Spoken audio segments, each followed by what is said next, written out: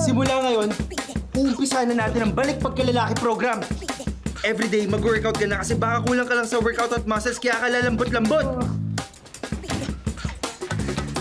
Jay, si Esther pala. Ha? Sino yan? Oh, ikaw na bahala sa kanya. Alam mo na yan. Ako na ba? Charles, ano to? Alam mo na yan. Kaya mo yan. Ano kayo?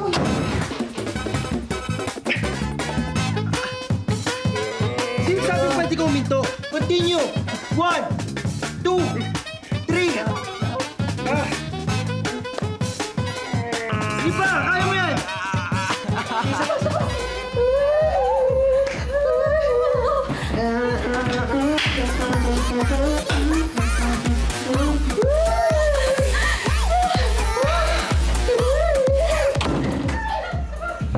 Diyos ko po.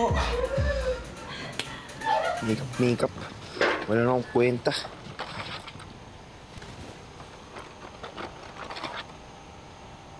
Teka. Mga gamit ko to ah.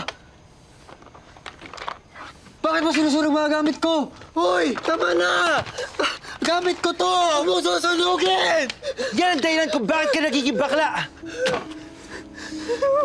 Tama na! Tama na! Tama na! Tama na! Please! Tama na! Alam mo, wala kang pakialam kung ganito ko dahil walang mali dito. Buhay at pagkatao ko to.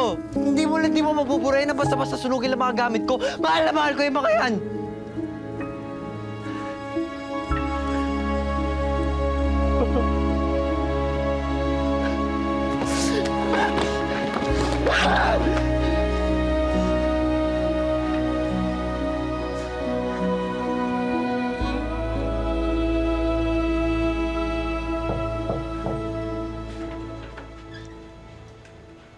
Jay, kain ka muna.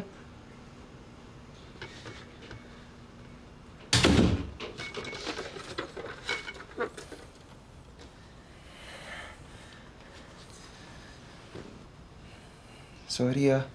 Gusto ko lang naman na... Sinubukan ko noon. Pero na-realize ko na hindi ko kailangan yun na dahil mali. Hindi ginawa ko yun dahil mahal ko ang tatay ko. Dahil mahal ko si Papa. Ilang beses ko naman pinigilan eh. Kasi ayaw nga ma-disappoint yung papa ko. Pero wala akong magawa. Ito talaga ako eh. Alam mo, siguro nasaktan lang talaga yung papa mo. Ikaw ba naman, malaman mong bakla yung papas boy mo? Alam ko nasaktan ko si Papa. Pero alam mo yung mas masakit? Yung mas naiintindihan pa ako ng ibang tao kaysa sa sarili ko mga magulang. Yun yung pinakamasakit. Mahal ko naman si Papa eh. Mahal na mahal ko si Papa. Mahal ko ang Papa ko.